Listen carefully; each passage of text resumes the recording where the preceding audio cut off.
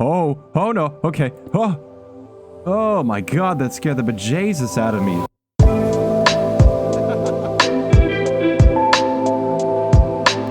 Hello, my name is Uni, and welcome back to the Afterlife SMP.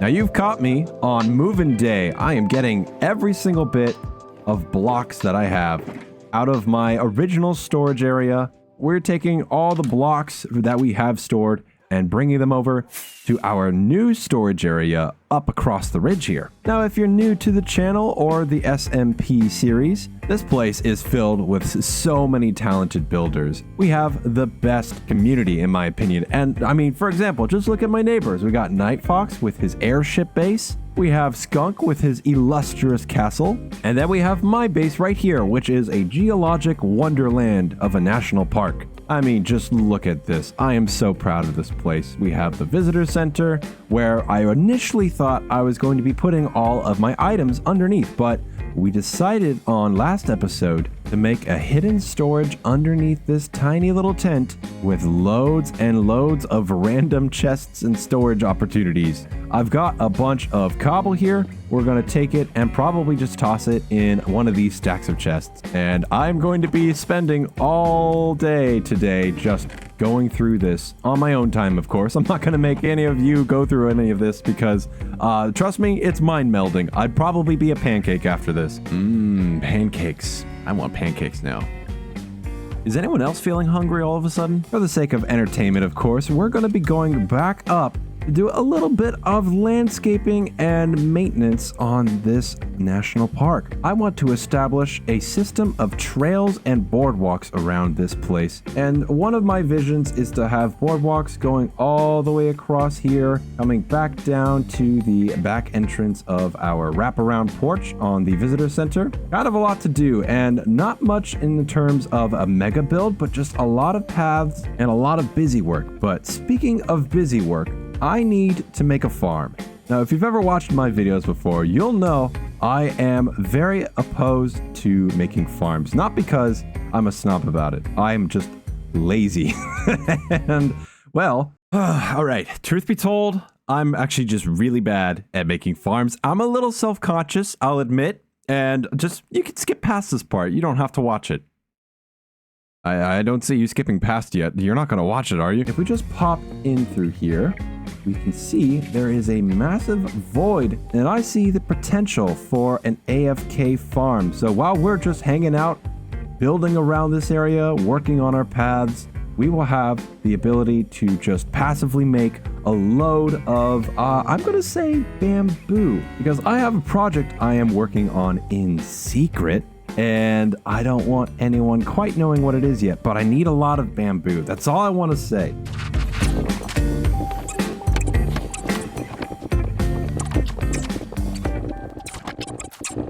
Okay, well, I did it. I made a farm. Look at this.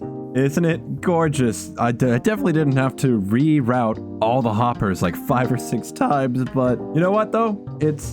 It's working, it's growing. Things are moving. I learned that bamboo doesn't grow unless it has a light level of 9, so I had to add in all the lights above. But I think we should be good. This thing will be running in the background. It's not going to produce, you know, an immaculate amount, but over time, I should be getting a good... Oh yeah, see look, already 2.5 stacks. A fair good amount of bamboo. All right, well, let's go ahead and cover it up here. And I'll leave a torch just to remember where the entrance is, and we'll come back just to see how much we've actually made. But let's get on with today's project. Now, can we land on Paula? Yes, we can. First things first, we did add a ghast mod so that these things fly way faster now. Probably a little too fast. I think at this point we have creative mode. Okay, I want to defend this mod because why do the regular ghasts get to go so fast? Why can't happy ghasts be that way too? Let the happy ghasts express themselves. Every time I look over here, I have to do a double take. That guy is just, you know, he must be hanging out with Puff because he seems like he's from Australia. So let's get started on this project because I really don't have much of a plan yet, but I'm going to let that plan kind of take form as we go.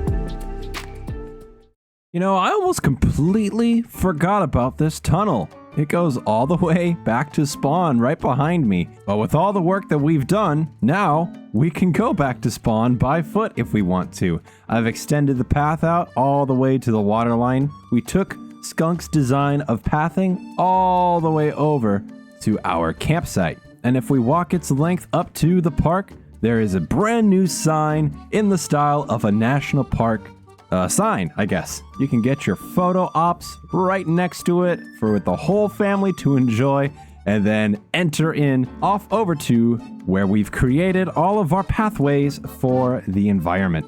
Now, this is something I've seen pretty much exclusively at national parks, and it's these little boardwalks that go up above the ground and lead you towards natural features and sightseeing opportunities. And we have these little safety rails to keep anyone from falling off. However, I've seen some pretty crazy ones in my day. Like, for example, Yellowstone. What are you doing?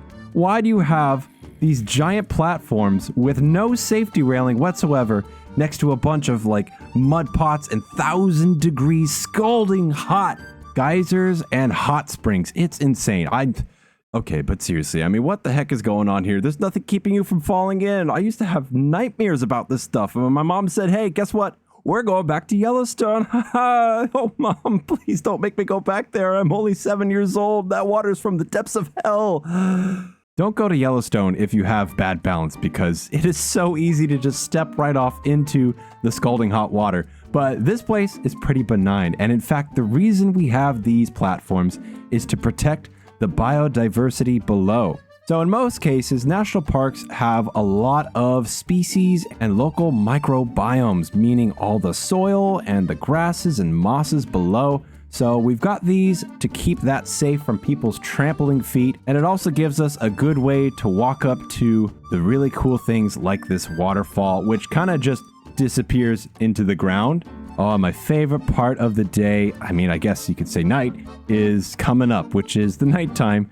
But let's go check out our progress on the bamboo farm. I've had this thing running the entire time that we have been working on all this stuff. I'm going to take a guess. I think it's full. Oh, yeah. Yep. Let's see. I'm going to even say we're just going to go straight to the top one here. Yep, that's full. How backed up is this? Is it backed up? Oh, my God. Oh, it's backed up. Oh, yeah. Okay, wait. There it is. All right, that's the hopper we're on right now. Okay, we'll put these in there. But let's take a little stroll through the boardwalk all the way up to the national park, at least where all the firefly bushes are, because it's just so cool. We'll just take a nice, easy walk through the park and let us enjoy all the ambient environmental features. What a peaceful place.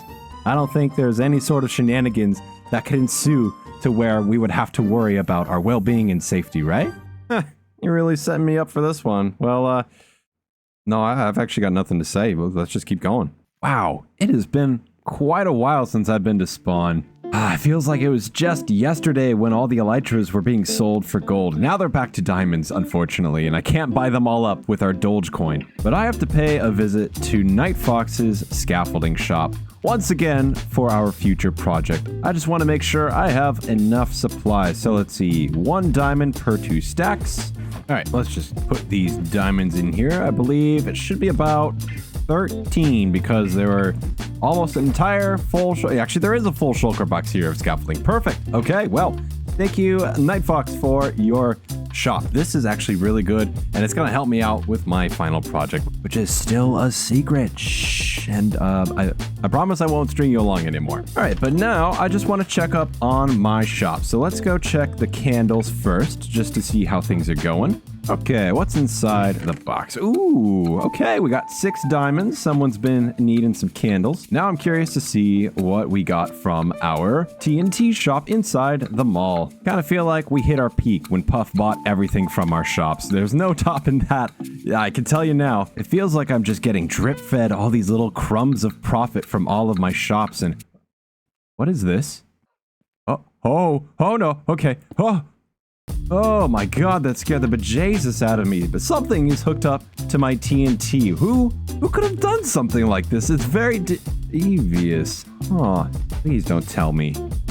No. Skippy, how could you? I trusted you. You were such a nice little friendly neighborhood dog. And you were gonna make my entire shop go up in flames? Oh, I still like that sound effect. That's still really cool. Okay, all's forgiven, Gippy. Actually, you know what? Doesn't even reach that far. Nice try, Gippy. You thought you could get me, but turns out dogs don't have opposable thumbs and they can't put repeaters down. I'll just clean this mess up, and we'll just make sure to get an extra long leash on that guy. Make sure he stays in line and doesn't get up to any funny business now. Have a nice day. Yeah, you have a nice day, Gippy. I'm keeping my eye on you. Man, you think you know someone, but I guess we all have that dog in us. Can't really blame a guy for being mischievous, but with that being said, my name is Uni. Thank you so much for watching today's episode. Make sure to leave it a like, subscribe to the channel. I'm jogging it out today, and I will see you guys next time.